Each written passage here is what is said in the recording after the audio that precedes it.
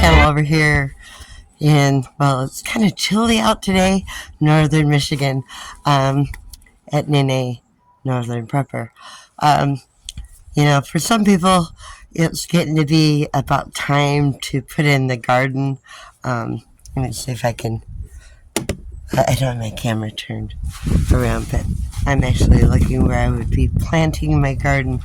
But I have some information I wanted to bring to you, so I'm going to turn the camera around and bring it to you. It's from the University of Michigan. They do some research there that, I don't know. I want your opinion on all of this. So, let's begin. Okay, across the sample of 73 sites, the University of Michigan found that an overall average carbon footprint of urban farms was greater than conventional farms by up to 6 times. That amounted to 420 grams of CO2 equivalent per serving of food from urban agriculture versus 70 grams per serving produced from conventional farms. Okay, so from their findings, I just, to me, it looks like one other excuse for us not to have a garden. But to do so, they worked with citizen scientists to gather data from 73 urban farms, which were spread across 5 countries, which were France, Germany, Poland, the U.S., and the U.K.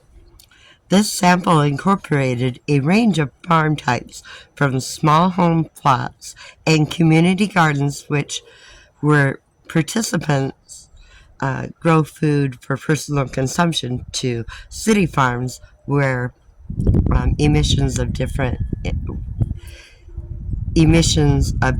inputs, ranging from the materials used to make raised beds to fertilizers and compost. The overall footprint of each farm was then expressed as a measure per standard servings of fruits and vegetables, and then compared with the same measure on conventional farms. The study's geographical scope and number of farms to include made it to the first large-scale study to examine urban farming sustainability across the 73 sites. They found that on an average, the carbon footprint of urban farms was greater than conventional farms by up to 6 times, that amounted to 420 grams equivalent per serving. I already went over that part, so I'm going to move on. The study's geographical scope and number of farms it included made it to the first largest scale. Okay, on here in the figure, the source of most carbon was something of a surprise. It derived from the infrastructure required to establish urban farms, such as raised beds, compost sheds, and landscaping, which may frequently be turned over due to the comparatively shorter lifespan of urban farms. This is particularly down to the relative chances of urban agriculture, but it also just emerges from the nature of urban food growing sites. There's a lot more new wood and stone invested in a typical urban garden than in your average big open field in the countryside. Haas explained. Okay. However, while most urban farms showed this higher footprint within the sample, there was a huge amount of variation.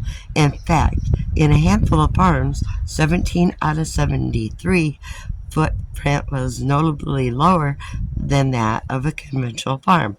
The researchers also noticed that in some cases, this shrunken footprint aligned with particular crops such as open air tomatoes, which were much more sustainable grown compared to those from conventional farms where they often raised in resource intensive greenhouses and transported over long distances to cities.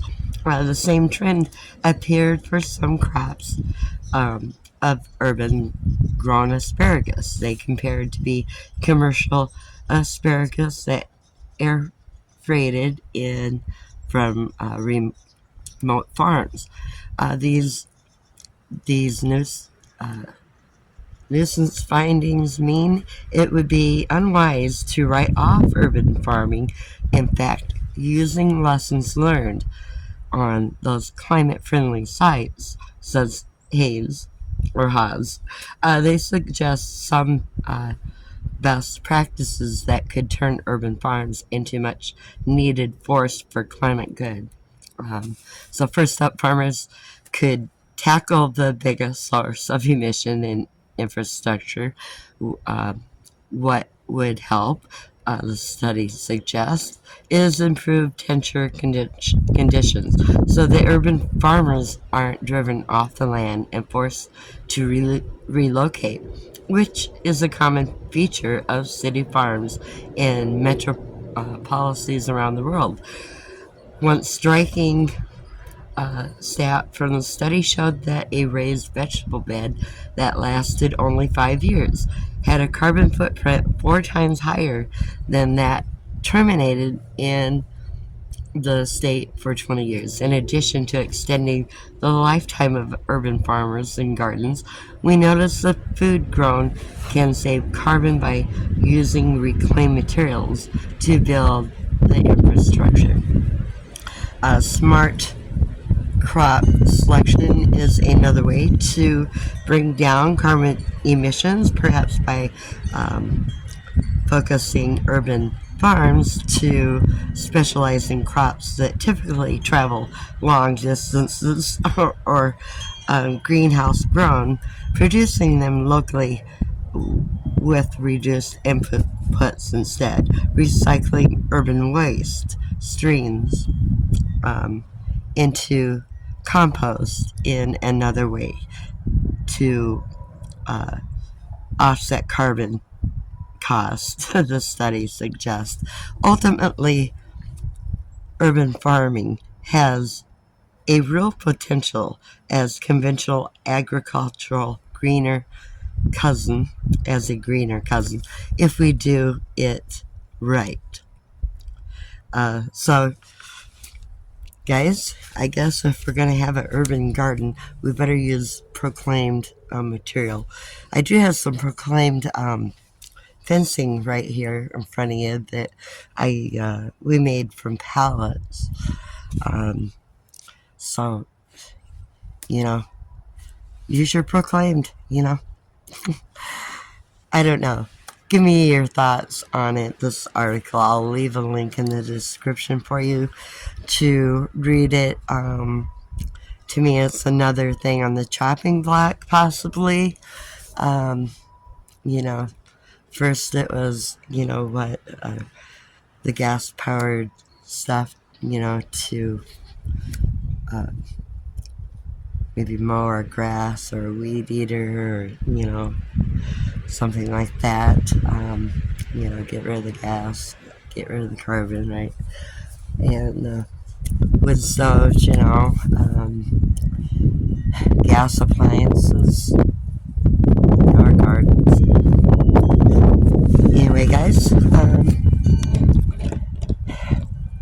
try to get your seeds. They could be next. I don't know. But give me your thoughts on this article. Go back and read it for yourself. And I don't know. Are you gonna have a garden?